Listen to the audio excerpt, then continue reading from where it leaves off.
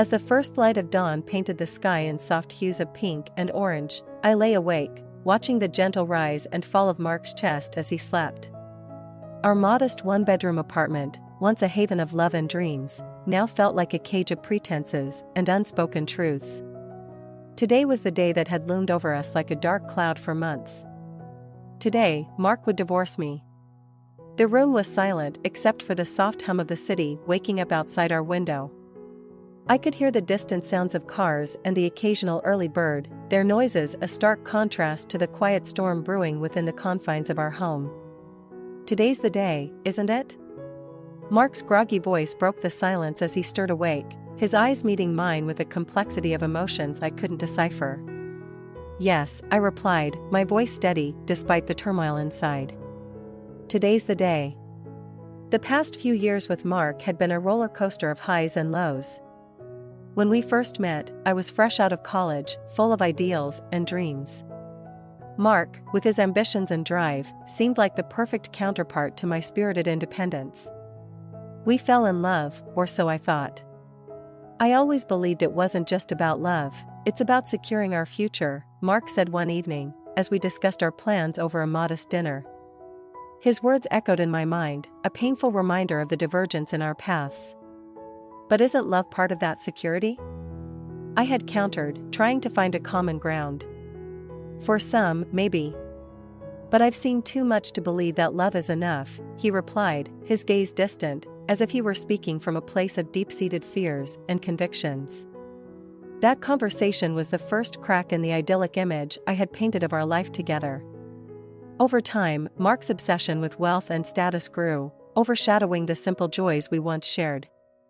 Our Sunday morning walks, the pancakes I'd make, the laughter that filled our apartment, all faded into the background as Mark's gaze fixed on a horizon I couldn't see. His pursuit of wealth became all-consuming when he began to view our marriage not as a partnership of equals, but as a stepping stone to a future he had meticulously planned. A future, as it turned out, that no longer included me. The woman I've met, she's the daughter of one of the wealthiest men in the city. This is the opportunity I've been waiting for, Lena. I've secured my future, he declared one evening, his words slicing through the remnants of our shared dreams like a knife. And what about our future? I asked, my voice barely a whisper, as I tried to grasp the reality of his betrayal. There is no R in this future, Lena. I thought you'd understand.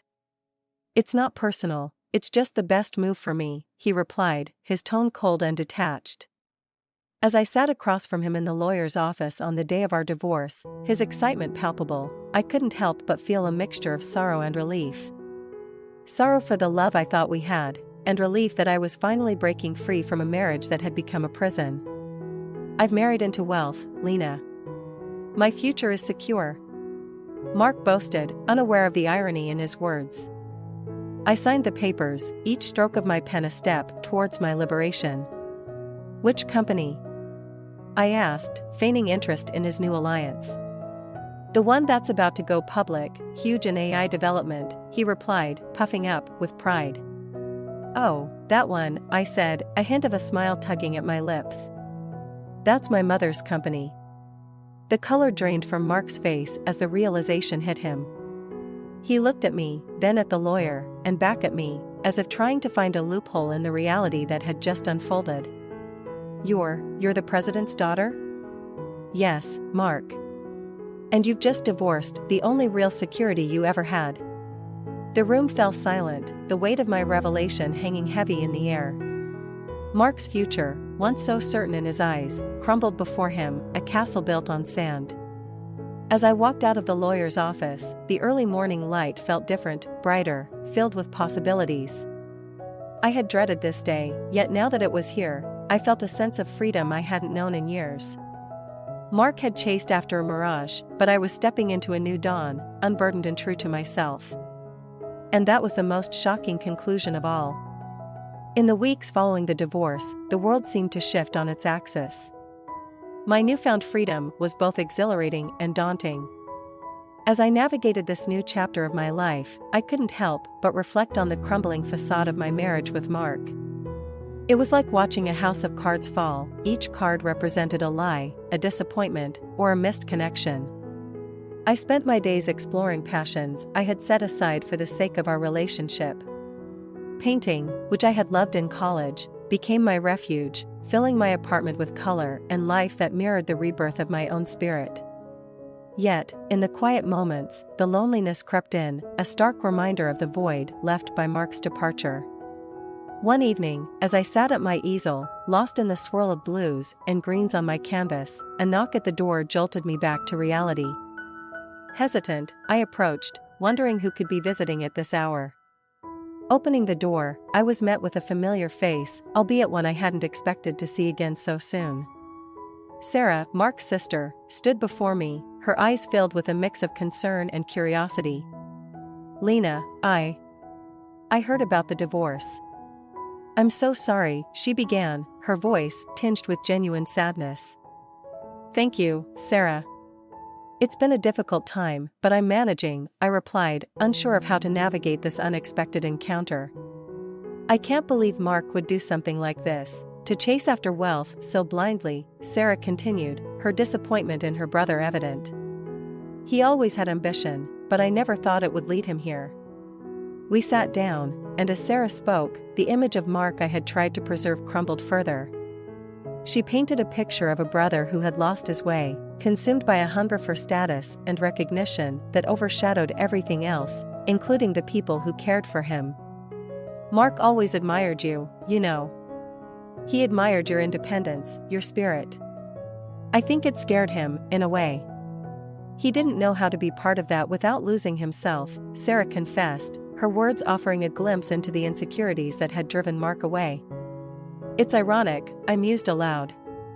"He was so afraid of losing himself that he ended up losing everything that mattered. Including me." Sarah nodded, her expression somber. "I hope he realizes that one day. Before it's too late." As the evening wore on, Sarah and I shared stories, laughter, and even a few tears. It was a bittersweet meeting, a reminder of the connections that had been severed by Mark's actions. After Sarah left, I returned to my canvas, the conversation replaying in my mind. The facade of our marriage had indeed crumbled, but in its place, something more genuine was beginning to take shape. My own path, unencumbered by the weight of Mark's ambitions. The realization that I was better off without the facade was liberating. I had spent so much time trying to fit into Mark's vision of the future that I had lost sight of my own dreams. Now, with each stroke of my brush, I was painting a new future for myself, one filled with possibilities and the freedom to chase my own happiness. The crumbling facade of my marriage with Mark had been a painful chapter, but it was also a necessary one. It forced me to confront the uncomfortable truths about our relationship and, ultimately, about myself. I had been complicit in maintaining the illusion, afraid of what would happen if it fell apart. Now, as I stood alone but unbroken, I realized that the end of our marriage was not the end of my story. It was the beginning of a journey towards self-discovery, a journey that promised to be filled with its own challenges and triumphs. And as the night deepened, the colors on my canvas blending into a symphony of light and shadow, I knew that I was ready to face whatever came next. The facade had crumbled, but in its place, I had found my strength. The day of the divorce loomed like a specter over my thoughts, casting a long shadow that colored even the brightest moments with a tinge of melancholy. As I prepared for the inevitable, a strange sense of calm settled over me. It was as if the storm of emotions that had raged within me for so long had finally exhausted itself, leaving behind a quiet determination to face whatever came next. I arrived at the lawyer's office, the finality of the situation pressing down on me with each step. The office was sterile, the air thick with the scent of legal documents and cold coffee. As I took my seat across from Mark, I couldn't help but notice the smug look of satisfaction on his face. He was like a cat that had caught the canary, oblivious to the fact that the bird was about to fly away.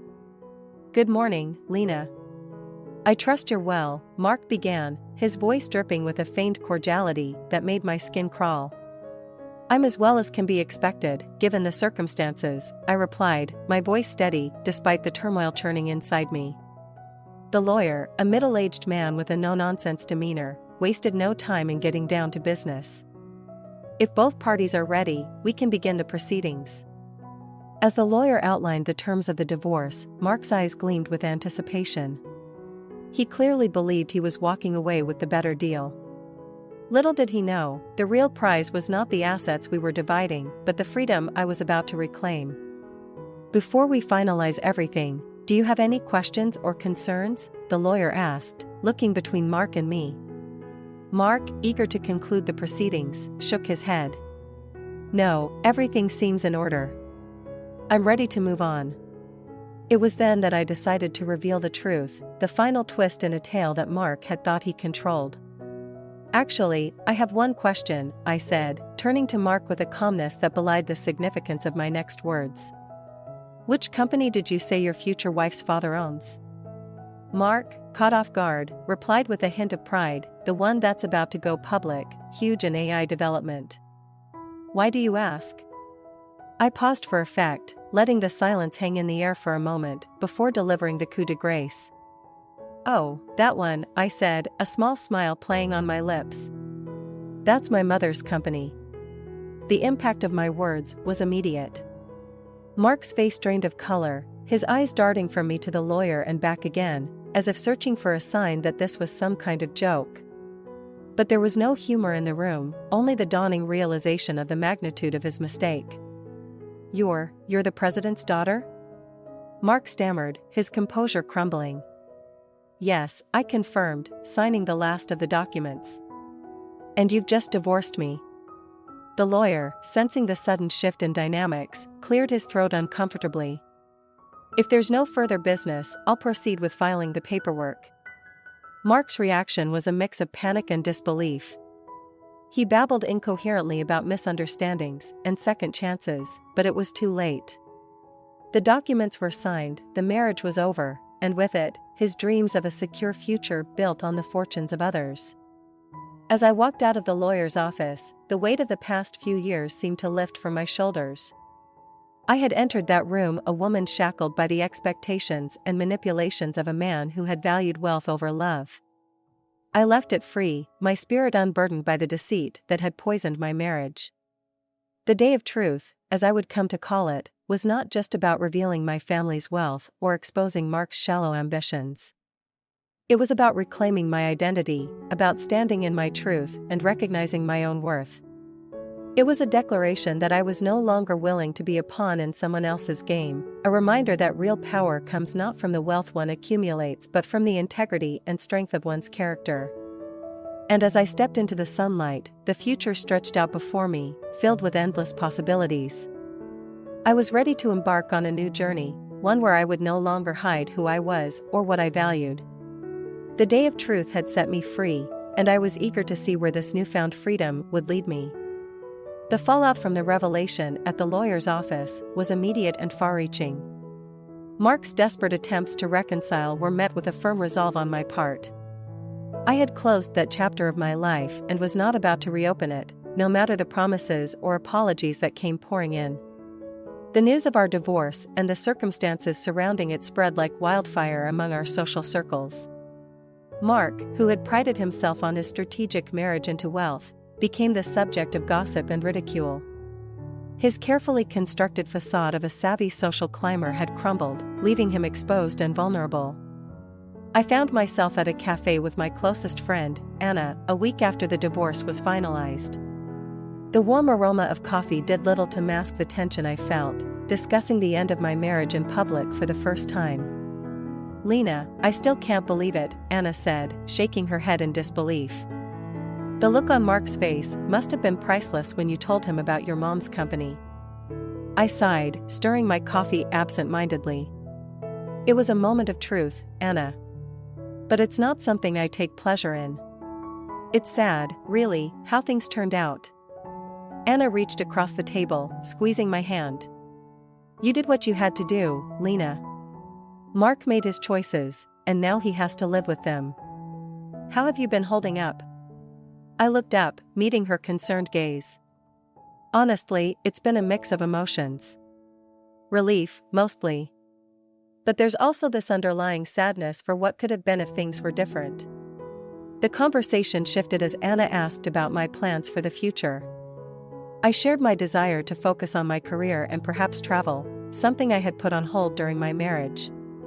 As days turned into weeks, I noticed a shift in my own social standing. Some people, once eager to associate with Mark and me, began to distance themselves, unsure of how to navigate the complex dynamics of our split. Others reached out, offering support and understanding, which I found both surprising and heartening. Mark, on the other hand, struggled to regain his footing. I heard through the grapevine that his relationship with the woman he had left me for had soured once the truth about my family came out. The irony was not lost on me, but I found no joy in his misfortune. If anything, it served as a stark reminder of the fragility of relationships built on anything but genuine connection and respect. One afternoon, as I walked through the park, reflecting on the whirlwind of the past few months, I ran into Mark. He looked worn, a shadow of the confident man I had married. "Lena, can we talk?" he asked, his voice tinged with desperation. I stopped, considering his request. "We can talk, Mark. But understand, nothing you say is going to change the past." He nodded, taking a deep breath. "I know I messed up, Lena. I was blinded by ambition, by the idea of a life I thought I wanted. But losing you, it's made me realize how wrong I was." I listened as Mark spoke, his words a mixture of apology and reflection. It was clear that the fallout from our divorce had been a wake-up call for him, a lesson learned in the hardest way possible. "Mark, I appreciate your apology," I said after a moment. "But I've moved on. I hope you can too, and find happiness in a way that's true to who you are." As we parted ways, I felt a sense of closure.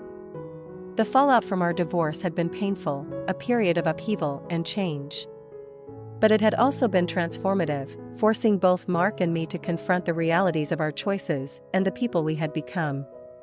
For me, the fallout was not just about the end of my marriage, but the beginning of a new chapter in my life, one where I was free to pursue my dreams and build a future on my own terms. And as I walked away from Mark that day, I knew that no matter what challenges lay ahead, I was ready to face them with a sense of purpose and a heart open to new possibilities. The weeks following my encounter with Mark were filled with a profound sense of liberation. It was as if the final strings tethering me to a life of pretense and dissatisfaction had been cut, allowing me to embrace my true self without the shadow of someone else's ambitions looming over me. I decided to channel this newfound freedom into rediscovering the passions I had set aside during my marriage. I began writing again, something I had always loved but never pursued seriously due to the demands of my former life. Sitting in front of my laptop, words flowed from me like a dam had been broken, stories and ideas that had been percolating in the back of my mind for years finally taking shape on the screen. One evening, as I was wrapping up a chapter of the novel I had started, a call from my mother disrupted my flow. I hesitated for a moment, knowing that conversations with her often veered into discussions about family expectations and responsibilities. But to my surprise, this call was different. "Lena, darling, how are you?" My mother's voice sounded through the speaker, warm and genuine. "I'm good, Mom. Actually, I've been doing some writing," I replied, a hint of excitement in my voice. "Writing? That's wonderful. You always had a talent for it," she encouraged. "Tell me about what you're working on." I shared the premise of my novel with her, expecting polite interest. Instead, what I received was enthusiastic support and a genuine curiosity about the plot and characters. It was a conversation unlike any we'd had before, one where I felt seen and valued for who I was, not just as the heir to a vast empire, but as Lena, the individual. "Mom, I didn't know you were interested in literature," I said, genuinely surprised. "There's a lot you don't know about me, Lena." "Just like there's a lot I'm learning about you," she replied, her voice softening. "I'm proud of you, not for the wealth or the status, but for seeking your own path. It's what your father and I always wanted for you." Her words struck a chord in me, reinforcing my decision to live authentically. It also dawned on me that liberation wasn't just about freeing oneself from the expectations of others, but also about understanding and embracing the complexities of our relationships. In the days that followed, I threw myself into my writing with renewed vigor, often losing track of time as I explored the depths of my creativity. I also began reconnecting with old friends and making new ones, people who shared my interests and values, rather than those who were merely part of the social circle I had navigated with Mark. One afternoon, while having lunch with a new friend, Jasmine, whom I had met at a writer's workshop, the topic of my recent divorce and the journey I had embarked on came up. "Lena, it's incredible how you've turned a situation that could have broken many people into a stepping stone for your own growth," Jasmine remarked, her admiration clear in her eyes. I smiled, acknowledging the truth in her words. "It hasn't been easy, but I've come to realize that sometimes, you need to go through the storm to appreciate the calm. I found liberation not just in ending a relationship that wasn't right for me, but in rediscovering who I am and what I'm capable of." Jasmine nodded, her expression thoughtful. "It's inspiring, Lena. It reminds me that we all have the power to redefine our lives, no matter the circumstances." As we continued our lunch, discussing everything from literature to life's unpredictable twists, I felt a deep sense of contentment. The path to liberation had been fraught with challenges, but it had led me to a place of self-discovery and empowerment. Liberation, I realized, was not just a moment of breaking free, it was an ongoing journey of becoming more authentically myself, of living a life filled with purpose, passion, and genuine connections. And as I looked forward to the future, I knew that whatever it held, I was ready to meet it head-on, with a heart full of courage and a spirit unbound. The months following my divorce and the subsequent fallout felt like navigating through a dense fog, gradually lifting to reveal the path forward. Liberation had brought with it a sense of peace and self-discovery, but it was the prospect of new beginnings that filled me with a renewed sense of purpose and excitement. I found myself sitting across from my mother in her expansive office, a floor-to-ceiling window offering a panoramic view of the city skyline. The late afternoon sun cast a warm glow over the room, illuminating the soft smile on my mother's face. "Lena, I've watched you navigate these past months with such grace and resilience," she began, her voice both proud and tender. "Your strength through the divorce and your determination to carve out your own path has been inspiring." I felt a warmth spread through me, buoyed by her words. "Thank you, Mom. It's been a journey, but I feel like I'm finally starting to understand who I am and what I want from life." She nodded, leaning forward slightly. "And what is it that you want, Lena? Have you thought about what's next for you?" I took a deep breath, the future I envisioned for myself taking shape in my mind. "I want to make a difference, Mom. I want to use my experiences and the resources we have to help others. I've been thinking about starting a foundation focused on supporting women in technology, offering scholarships, mentorships, and resources to help them succeed." My mother's eyes lit up, her enthusiasm palpable. "That's a wonderful idea, Lena. Your passion for this cause is evident, and I believe you have the vision and drive to make it a reality. How can I support you?" Our conversation evolved into a brainstorming session, ideas bouncing back and forth as we outlined the foundation's mission and the steps needed to bring it to life. It was a moment of connection, not just as mother and daughter, but as two women passionate about making a positive impact in the world. The days that followed were a whirlwind of activity. Meetings with lawyers and financial advisors to set up the foundation, conversations with leaders in the tech industry to garner support, and late nights spent drafting plans and proposals. It was hard work, but every moment felt infused with purpose and potential. One evening, as I sat at my desk surrounded by papers and notes, I received a call from Anna. "Lena, how are you? I've been hearing bits and pieces about your new project, and I'm dying to know more." I smiled, grateful for the interruption and the chance to share my excitement with my friend. "It's really happening, Anna. The foundation is coming together, and I truly believe we can make a difference. It feels like everything I've been through has led me to this point." Anna's voice was warm and supportive. "I'm so proud of you, Lena. You're going to change lives, I just know it." And hey, if you need a volunteer or someone to bounce ideas off, you know where to find me. Thank you, Anna. That means the world to me, I replied, a sense of gratitude washing over me. I might just take you up on that offer. As I hung up the phone, I leaned back in my chair, taking in the quiet of the room. The challenges of the past felt like distant echoes, overshadowed by the promise of what lay ahead. Starting the foundation wasn't just a new beginning for me, it was a chance to create new beginnings for others, to empower and uplift in ways I had only dreamed of. In that moment, I realized that the end of my marriage to Mark wasn't just an ending. It was a catalyst, propelling me towards a future where I could use my experiences, both good and bad, to forge a path of impact and meaning. New beginnings weren't just possible, they were unfolding before me, ripe with potential and hope. And as I turned back to my work, energized by the thought of the lives we would touch and the change we would inspire, I knew that this was just the beginning. A new chapter in my life was being written, one where I could be the author of my own story, defined not by my past, but by the possibilities of the future.